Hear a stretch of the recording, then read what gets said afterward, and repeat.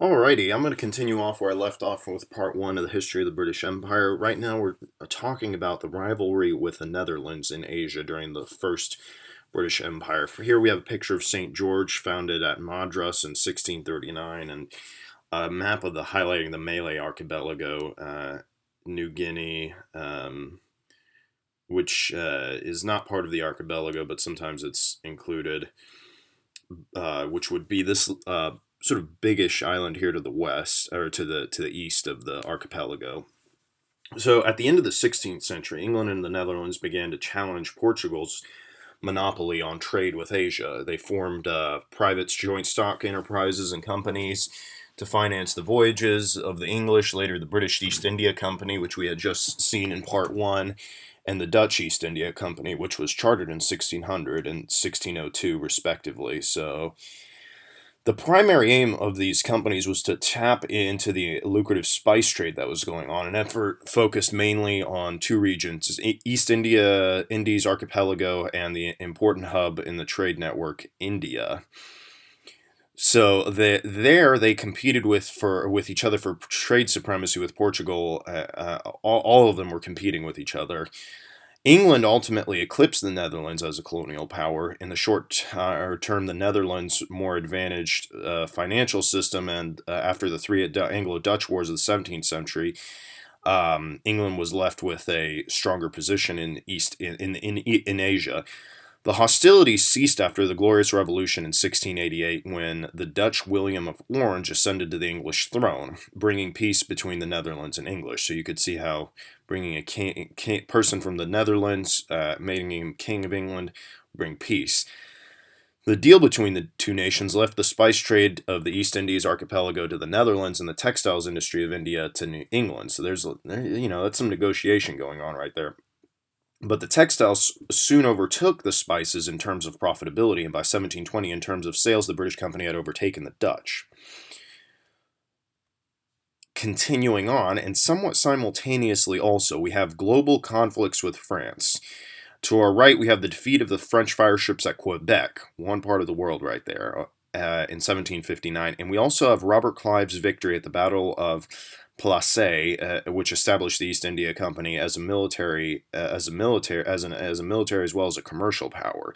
You can see how these companies merged their interest with the interest of the British government, essentially having a state-sponsored monopoly, which actually occurred later on as well during the British Empire with Cecil Rhodes forming his interest of business with the interests of the British government. So, uh, and this also indicates how the issue with the Netherlands is connected with the issue with France. When peace between England and the Netherlands in 1688 meant that the two countries entered a 9 years war as allies, but the conflict waged in Europe and overseas between France, Spain, and the Anglo-Dutch alliance, which left the English as a stronger colonial power than the Dutch, who were forced to devote larger portion of their military budget on the costly land war in Europe. The 18th century saw England, after 1707, it was called Britain, just FYI. There's England, Britain, British Empire,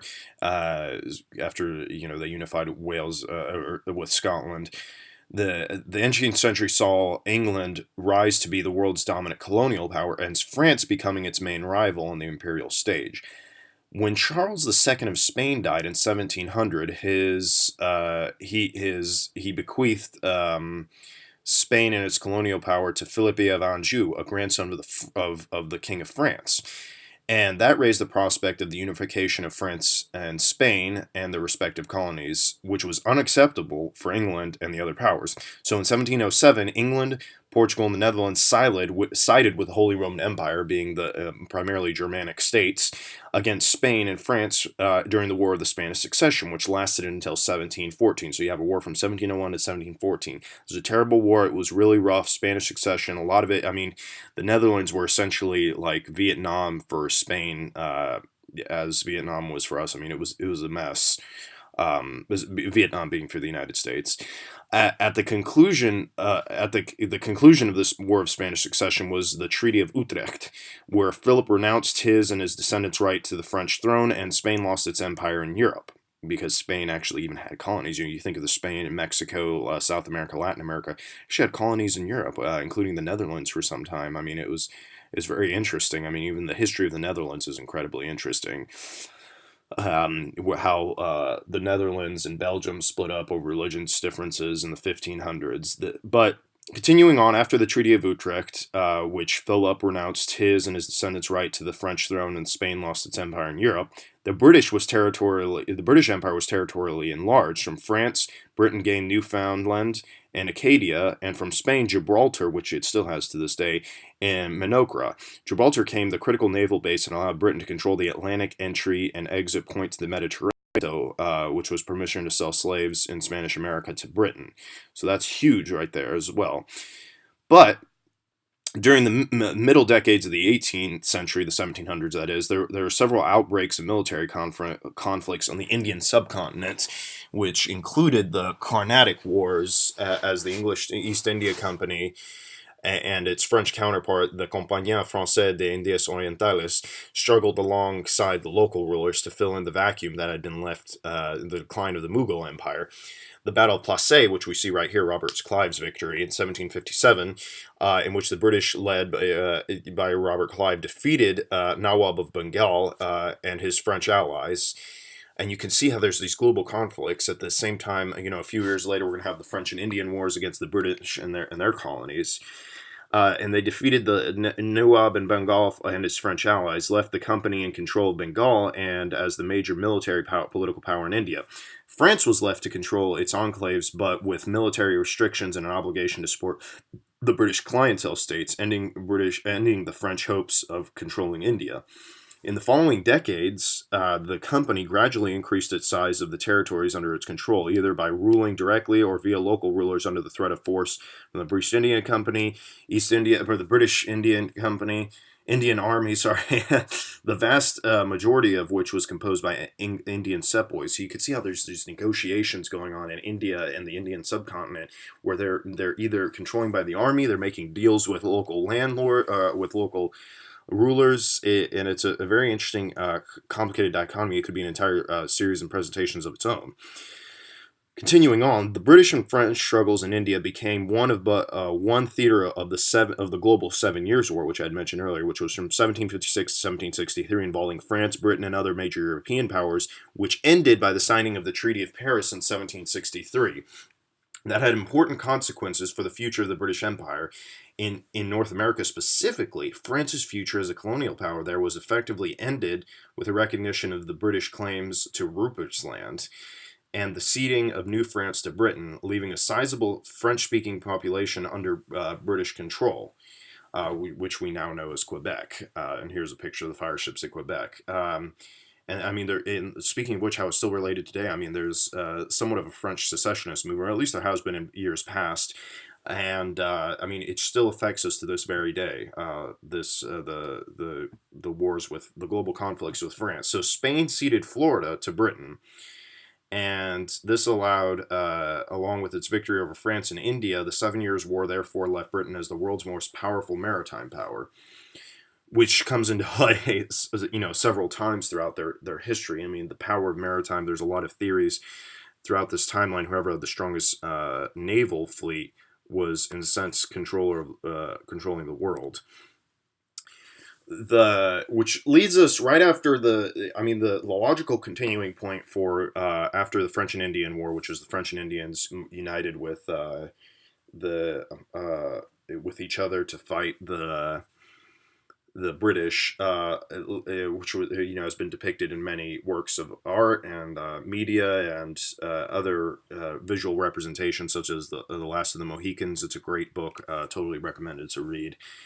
But this leads us logically to the loss of the 13 American colonies during the American Revolution. So during the 1760s and the early 1700s, relations between the 13 colonies, which would later become the United States, and Britain became increasingly strained, primarily because of the resentment of the British Parliament's attempt to govern and tax American colonists without their consent. This was summarized at the time by the slogan "No taxation without representation," which was a perceived violation of the guaranteed rights of Englishmen. just as a side note, you can play with this. No taxation without representation. So, I mean, just as it's that's a very interesting quote that's constantly used. It was first mentioned by Jonathan Maywell, an Old West church. He was a congregational pastor there, and he used it in a sermon in 1750. It was a sentiment that had existed in the English Civil War, which was following the refusal of parliamentarian John Hampden to pay ship money tax. No taxation without representation in the context of British American colonial taxation appeared for the first time in February 1768 in the London Magazine, in the printing of Lord Camden's speech on the declaratory bill of the sovereignty of the Great Britain over the colonies. That's an interesting side note. And of course, there's so many interesting side notes. Almost every sentence that I'm speaking here has incredible ins and outs. But it was no taxation without representation was a perceived violation of the guaranteed rights of Englishmen. The American Revolution began with the rejection of parliamentary authority and moves towards a self-government. In response to this, Britain sent troops to reimpose a direct rule, leading to the outbreak of the war in 1775. Here you can see a map right here of kind of what the world looked like in this part of the world, the 13 colonies. Here's the boundary of the Mississippi River, and being the boundary of the Mississippi River with Spain, and you had the 49th parallel, which kind of was the cap of British territories. But you also had the Proclamation of 1763, where George III didn't allow colonists to move westward, which they kind of wanted to do. You had the Indian reserves because there were problems with Indians, and of course in these white lines here you can see what the modern geographic boundaries are. And as we mentioned before, we have the province of Quebec that had just been won by the British not too long ago, where we are right now. So the following year in 1776, after 1775, the United States declared independence, the famous Declaration of Independence. All men are created equal, incredible document. The entry of France to the war in 1778 tipped the military balance for the Americans' favor, and after the decisive Battle of Yorktown, which is pictured here, the surrender of Cornwallis at Yorktown, the loss, which represented the loss of the American colonies, in 1781, Britain began negotiating peace terms. American independence was acknowledged at the Peace of Paris in 1783. The loss of such a large portion of the British America at the time Britain's most populous overseas possession, is seen by some historians as the evident defining of the First and Second Empires. I think that's kind of questionable. They had India, and I think I just use this because some historians use it, but it's not. It's questionable, but I think it's definitely a transitory period. But I don't know if you could call it the First and Second Empires. But I think it's a compelling argument either way. But it definitely represents where Britain shifted its attention away from the Americas to Asia, the Pacific, and later Africa. Incidentally, also, Adam Smith's Wealth of Nations was published in 1776, and it argued that the colonies were redundant and that free trade should replace the old mercantilist policies that had characterized the first period of colonial expansion, dating back to the protectionism of Spain and Portugal. The growth of trade between the newly independent United States and Britain after 1783 seemed to confirm Smith's view that the political control was not necessary for economic success. Events in America influenced British policy in Canada, where between 40,000 and 100,000 defeated loyalists migrated from America following independence. The 14,000 loyalists who went to St. John and St. Croix River rallies, then part of Nova Scotia, felt too far removed from the provincial government in Halifax, so London split off New Brunswick and created a separate colony in 1784. The Constitutional Act of 1791 created the provinces of Upper Canada, mainly English-speaking, Lower Canada as French-speaking, to diffuse the tensions between the French and British communities, and implemented government systems similar to those employed in Britain with the intention of asserting